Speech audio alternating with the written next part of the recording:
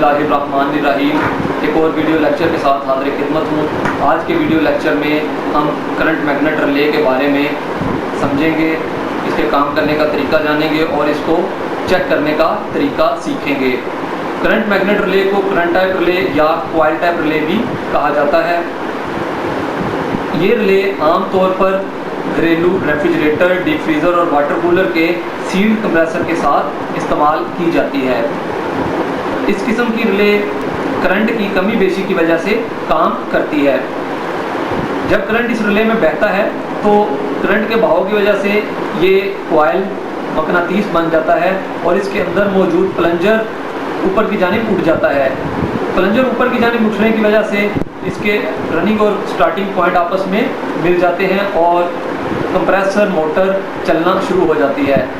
जब compressor motor तकरीबन अपनी 75% स्पीड तक पहुंच जाती है तो रिले के अंदर लगा हुआ प्लंजर अपने वजन की वजह से खुद ब खुद नीचे की जानिब गिर जाता है। इस तरह स्टार्टिंग और रनिंग पॉइंट आपस में अलग हो जाते हैं और करंट सिर्फ रनिंग पॉइंट में से गुजरता है, स्टार्टिंग पॉइंट में गुजरना बंद हो जाता है और मोटर सिर्फ रनिंग पॉइंट पर चलती रहती है। ये इस रिले के काम करने का मुख्तसर तरीका था। करंट मैग्नेट रिले बुनियादी तौर पर दो किस्म की होती है, एक नॉन कैपेसिटर टाइप और दूसरी कैपेसिटर टाइप।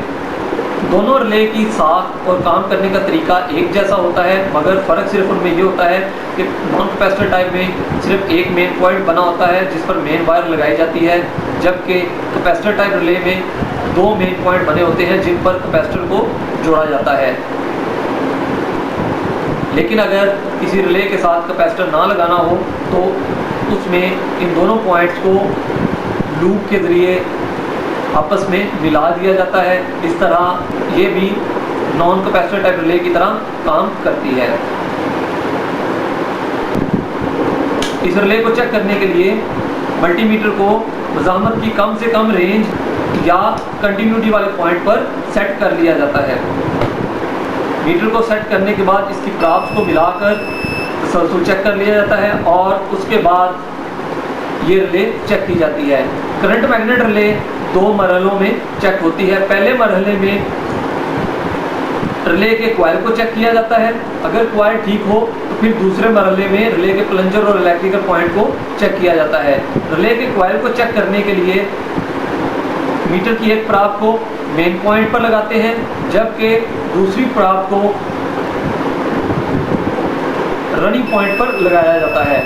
अगर एक प्राप मेन पॉइंट और दूसरी प्राप रनिंग पॉइंट पर लगाने से कंटिन्यूटी शो हो या बदल चलना शुरू हो जाए तो इसका मतलब है ये कॉइल ठीक है।